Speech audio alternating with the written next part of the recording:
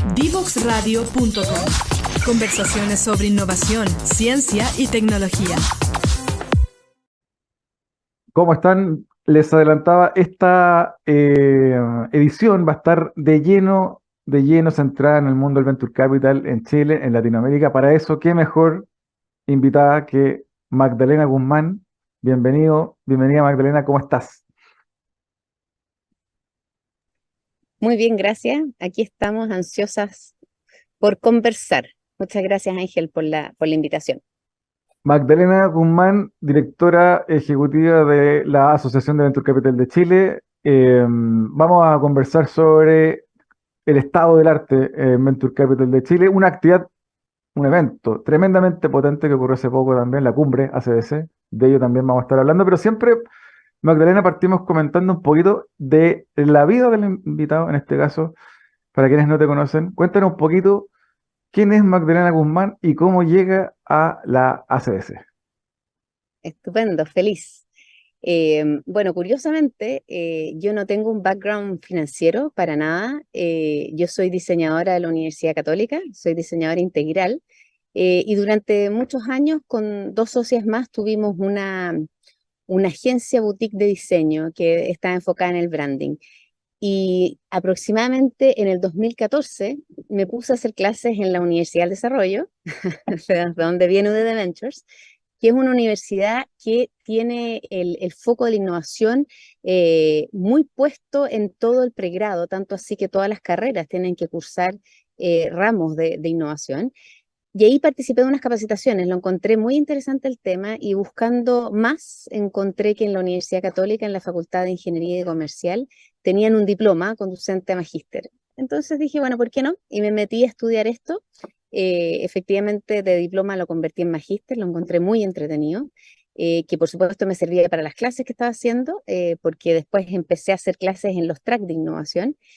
Y ahí en la tesis de grado, un fondo de Venture Capital me invitó a hacer la tesis con ellos, ¿ya? Entonces ahí fue la oportunidad que dije, bueno, en vez de hacer algo referido al diseño, que ya tengo harta experiencia, voy a meterme en un tema de financiamiento. Y así fue que hice mi tesis en este tema de cómo lograr atraer más fondos, más capital a los fondos de Venture Capital. Y en ese recorrido fue que me invitaron a ser la directora ejecutiva de la asociación. Ahí ya llevo casi 6 años, desde el 2018, sí, llevo como 5 años y medio, muy contenta.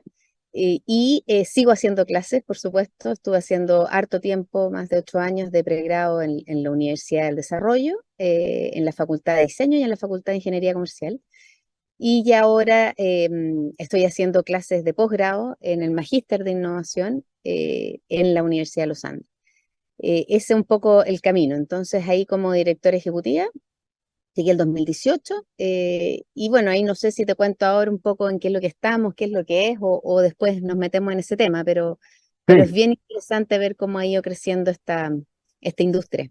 luego vamos a entrar de lleno en el segundo bloque en ello, pero te quiero preguntar, obviamente, ¿cómo te introduces en este tema? ¿Qué fue, qué bichito te picó? ¿Qué señales débiles viste en el horizonte? Dijiste, oye, algo hay acá que podría ser interesante para mí en lo laboral y me quiero meter. Sí, de todas maneras.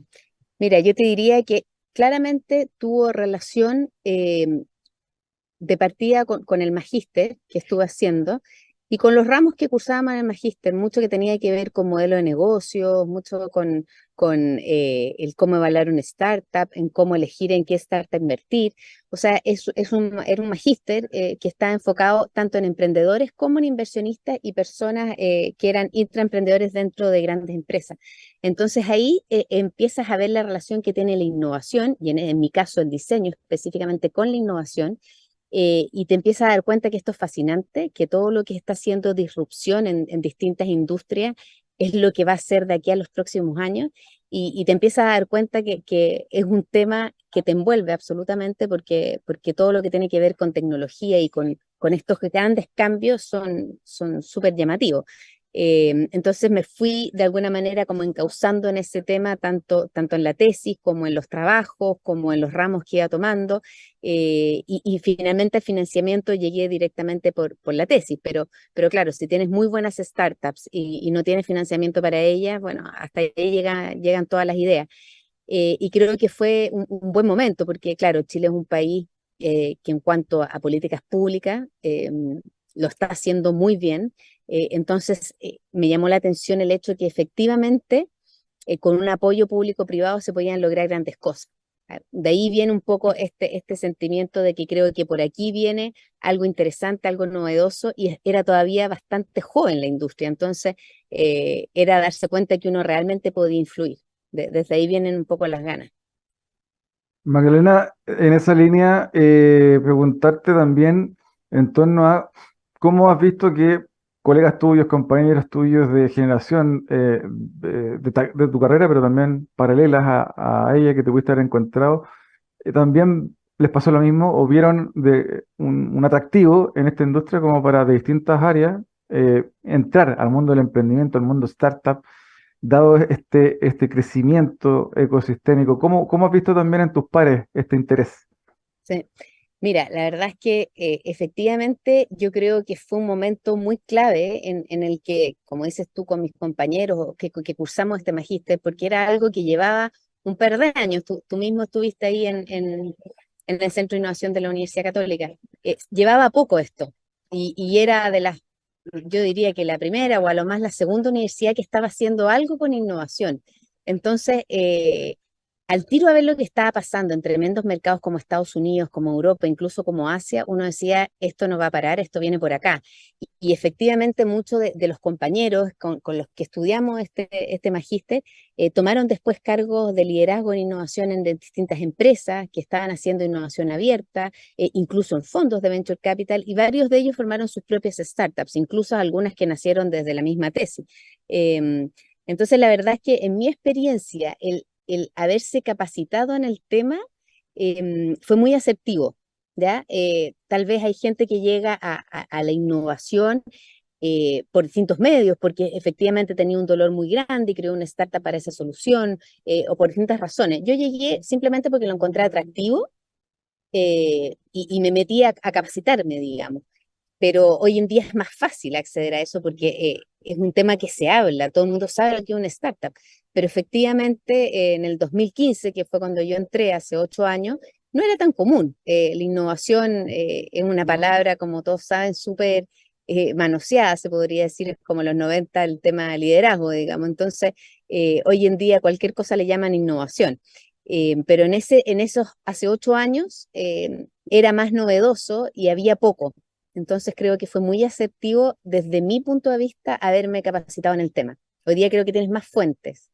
En esa época no tantas, digamos. Magdalena, y también para ir recapitulando un poco tu mirada en torno a la evolución que ha tenido el ecosistema startup en estos tal vez 5 o 10 años, a tu juicio, desde antes de entrar y ya estando dentro en la CS, ¿cómo has visto la evolución del perfil del emprendedor, del ecosistema de inversión para startups? ¿Cómo se ha ido nutriendo? Cuéntanos un poquito tu diagnóstico. Mira, yo te diría que es bastante impresionante lo que ha pasado en Chile.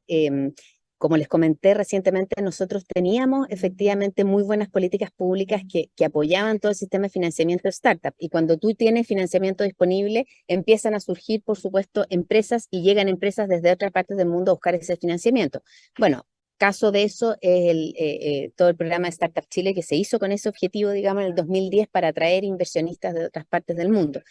Yo te diría que eso, Startup Chile del 2010, en conjunto con los programas que salieron de apoyo a los fondos de Venture Capital, eh, empezaron a crear un ecosistema copiado absolutamente o inspirado en el YOSMA, que fue la política pública que se desarrolló en Israel, que efectivamente empezó a mover el piso a los jóvenes emprendedores del país y también a jóvenes, ya no tan jóvenes, digamos, a formar estos fondos de inversión. Muchos de ellos venían de estudiar afuera, donde esto era muy común, por ejemplo, estudiar en Harvard, estudiar en el MIT, en Stanford, donde los fondos de Venture Capital existían hace muchos años y ya se veían muchos éxitos y exits de esta empresa. Entonces empieza a llegar esta gran masa de personas capacitadas y con el interés de hacer esto.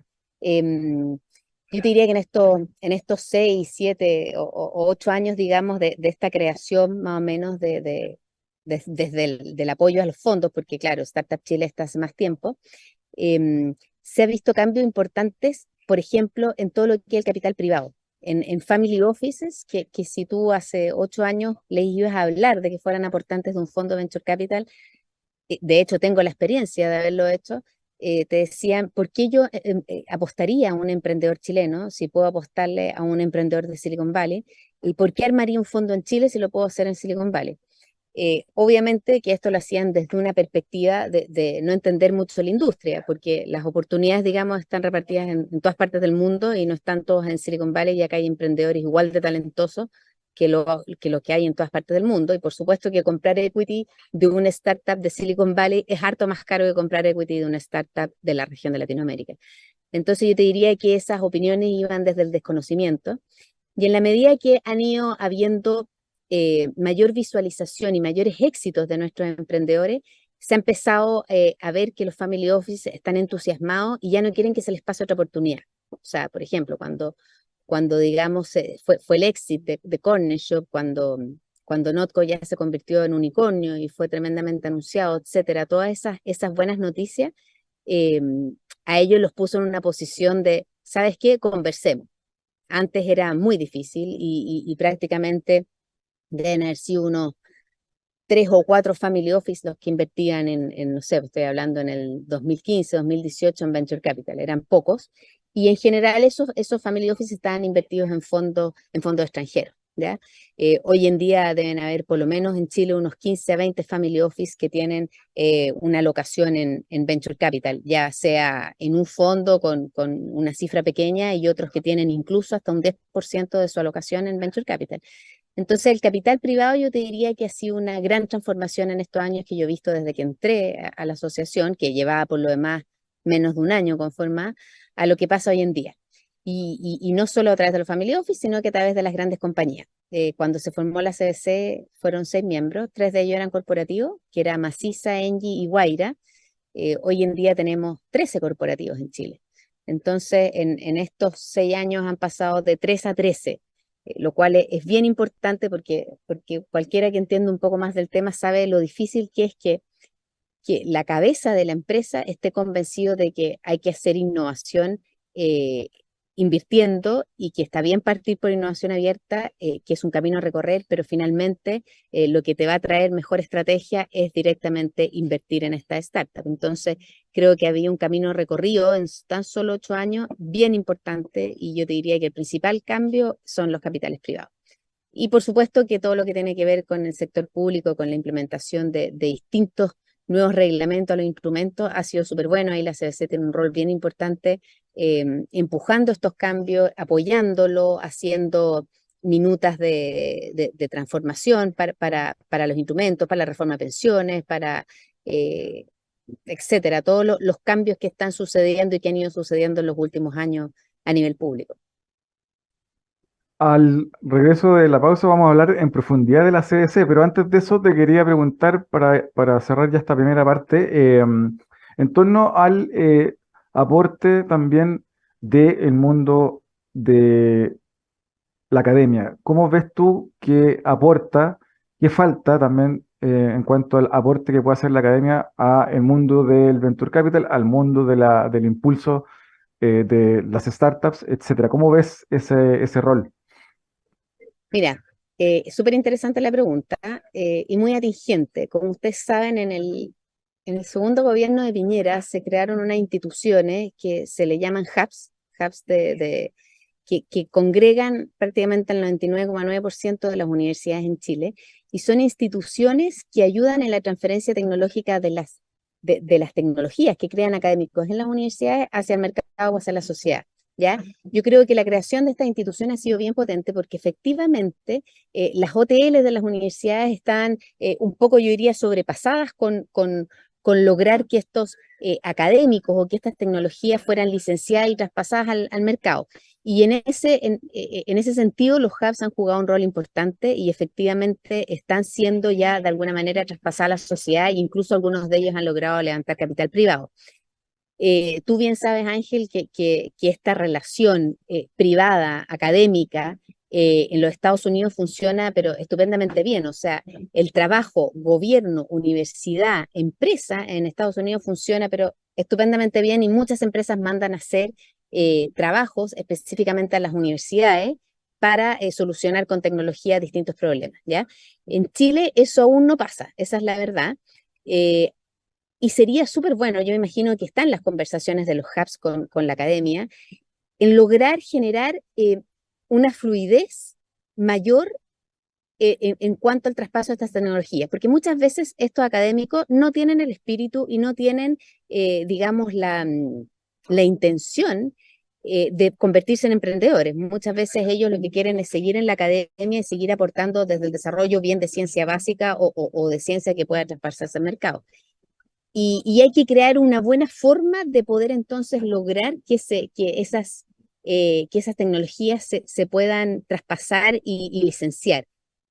Copiar modelos de Estados Unidos, si no hay que inventar la rueda, hay que copiar las buenas ideas y ver cómo lograrlo, porque finalmente a los académicos acá en Chile se les premia por publicar en revistas indexadas, etcétera, y eso los va de alguna manera haciendo subir en cuanto a su categoría de académico, en cuanto a su sueldo, etcétera, y no se le pone ningún esfuerzo en que estos académicos creen tecnologías que pueden ser disruptivas y crear empresas nuevas. Entonces creo que ahí es la conversación que se debe tener. ¿Cómo lo están haciendo otros países? ¿Por qué les resulta? ¿Por qué les resulta en Israel? ¿Por qué les resulta en Estados Unidos? ¿Por qué les resulta en Medio Oriente, etcétera? Entonces, ahí creo que son los modelos que hay que inspirarse y generar transformaciones profundas. Y yo sé que eso es muy difícil porque a nivel universitario existe obviamente una tradición importante y, por qué no decirlo, ciertos egos, pero creo que se le debiera tener igual valor el crear empresas que el crear, por ejemplo, papers indexados en revistas, digamos, y que sea igual de valioso que ese académico pueda seguir teniendo una carrera relevante en la universidad, también creando empresas y no solo publicando papers. Magdalena, te quiero invitar a una breve pausa. Para el regreso hablemos de lleno sobre la CDC, sobre también qué desafíos nos plantea el mercado para el mundo startup, para el mundo VC. No se despeguen de la señal de Divox Radio. Vamos a un par de minutos a un breve corte y seguimos conversando con Magdalena Guzmán. Yo emprendo. ¿Tú emprendes? Latinoamérica emprende. Entérate en divoxradio.com.